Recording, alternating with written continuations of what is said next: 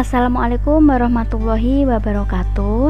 Selamat datang di mata pelajaran Sejarah Peminatan kelas 11 IPS. Kali ini kita sudah sampai pada pertemuan kedua. Pertemuan yang lalu kita sudah bahas kerajaan-kerajaan maritim Hindu-Buddha di Indonesia. Pada pertemuan kali ini kita akan berbicara mengenai sistem pemerintahan, sosial, ekonomi, dan budaya pada masa kerajaan Hindu dan Buddha di Indonesia. Oke, saya lanjutkan. Yang pertama, sistem pemerintahan. Nah, sistem pemerintahan ini sebenarnya itu sudah dikenal sejak zaman prasejarah dulu. Sistem ini juga mengacu pada hubungan antara penguasa dengan rakyat. Penguasa ini merupakan orang yang dihormati dan disegani karena kelebihannya, karena kesaktiannya, atau bahkan karena ilmunya dan lain-lain. Terus, penguasa setingkat desa pada zaman dahulu itu dipilih oleh masyarakatnya sendiri. Hal ini merupakan struktur pemerintahan sederhana pada kala itu. Namun setelah masuk pengaruh Hindu ke Indonesia, sistem tersebut berubah menjadi sistem dewa dan raja. Pada saat itu, raja ini dianggap sebagai titisan dewa yang dipercaya oleh umat Hindu dan Buddha. Konsep ini juga telah mengubah sistem kepemimpinan yang dulunya hanya setara desa, telah berubah menjadi sistem yang dipimpin oleh raja atau sekelas presiden. Dalam hal ini, raja juga dibantu oleh pejabat-pejabatnya. Pejabatnya ini yang dipilih oleh raja itu sendiri. Mereka atau pejabat-pejabat juga bekerja sesuai bidangnya masing-masing. Bidang tersebut diantaranya ada bidang upeti, bidang kerakyatan, bidang keagamaan, bidang hukum, bidang pajak, dan lain-lain.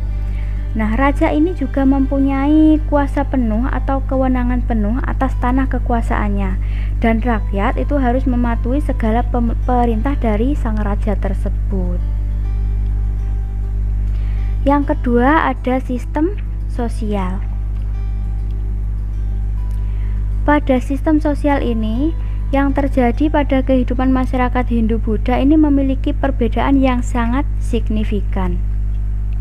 Yaitu dalam kerajaan masyarakat Hindu itu dikenal dengan adanya sistem pembagian kasta. Biasanya ada kasta Brahmana, Ksatria, Waisya, dan Sudra. Sedangkan pada masyarakat Buddha tidak menerapkan sistem kasta, sehingga masyarakat dan pihak kerajaan ini bisa lebih membaur tanpa ada perbedaan kasta. Bisa kalian perhatikan pada gambar ini. Hal ini terlihat bahwa yang di perahu ini merupakan kaum Buddha. Terus yang di sini itu ada kaum Brahmana yang membaur dengan rakyat. Terus yang di sini ini ada tentaranya atau para kesatria. Terus sebelah sini juga ada kaum Buddha, ini rajanya. Dan ini juga ada kaum Buddha ya di antaranya. Gitu. Terus saya lanjutkan lagi. Nah, dalam sistem sosial ini pada masyarakat Hindu-Buddha, para raja ini juga memperhatikan hal-hal berikut. Di antaranya, para raja ini memperhatikan para pemuka agamanya. Contohnya, dengan adanya upacara-upacara kurban yang dilakukan oleh para raja untuk penghormatan terhadap para kaum Brahmana dan masyarakat. Yang kedua, memperhatikan pendidikan agama. Ini dengan dibuktikan adanya beberapa kerajaan ini mengirimkan tokoh-tokoh mereka untuk pergi ke India dan Cina untuk memperdalam ilmu agama. Terus yang ketiga ini dengan mengatur lingkungan tempat tinggal masyarakat, di mana raja ini berkuasa penuh atas tanah dan isinya. Misalnya, raja ini bertempat tinggal di istana yang dikelilingi oleh para petinggi-petinggi kerajaan dan para bangsawan. Sedangkan rakyat ini sebagai kelompok terbesar dari suatu kerajaan yang bertempat tinggal di daerah yang mengelilingi pusat kerajaannya tersebut. Selanjutnya ada sistem ekonomi. Sumber penghasilan terbesar pada masa kerajaan ini yaitu di bidang kemaritiman dan bidang perdagangan.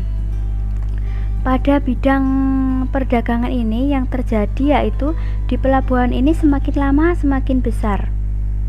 Perdagangan di pelabuhan ini semakin lama semakin besar, sehingga pusat ekonomi kerajaan ini sangat tergantung atau bergantung pada aktivitas ekonomi di pelabuhan tersebut. Selain sistem perdagangan ini ada juga pajak. Nah, pajak ini juga merupakan salah satu sumber keuangan pada masa kerajaan tersebut. Banyak hal-hal yang dijadikan sebagai sumber pajak. Lalu yang ketiga ada sektor pertanian. Hal ini juga menjadi faktor pendorong ekonomi yang terjadi pada masa kerajaan Hindu-Buddha tersebut. Pada masa ini, komoditi rempah-rempah ini menjadi sektor utama dalam hal pertanian. Terus ada lagi buah-buahan juga.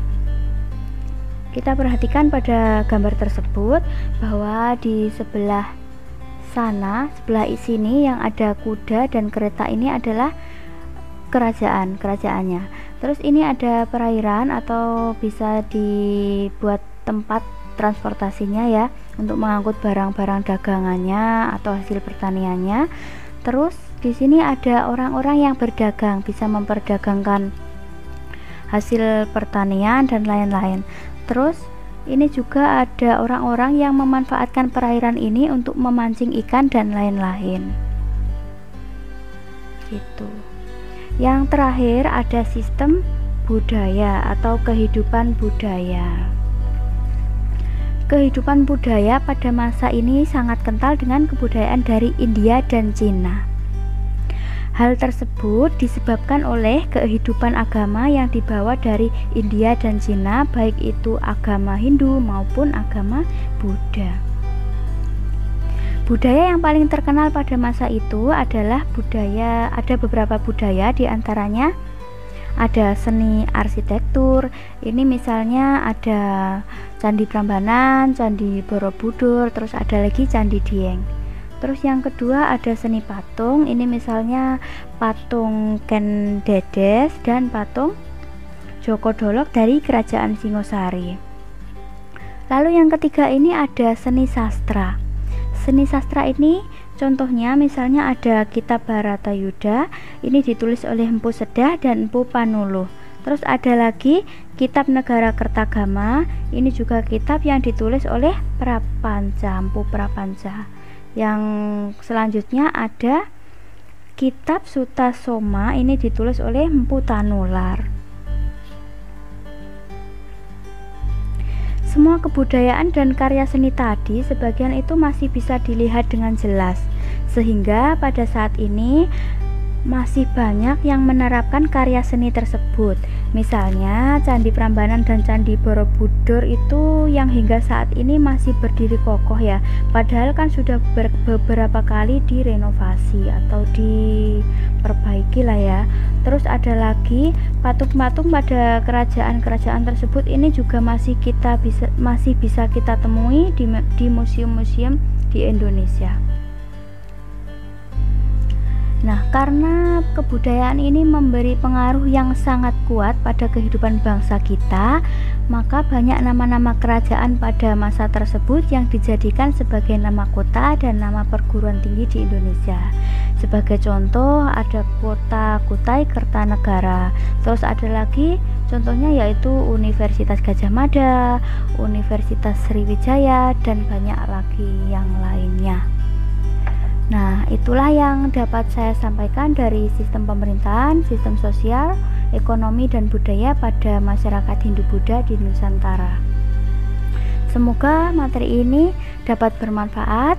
Saya akhiri. Wassalamualaikum warahmatullahi wabarakatuh. Terima kasih.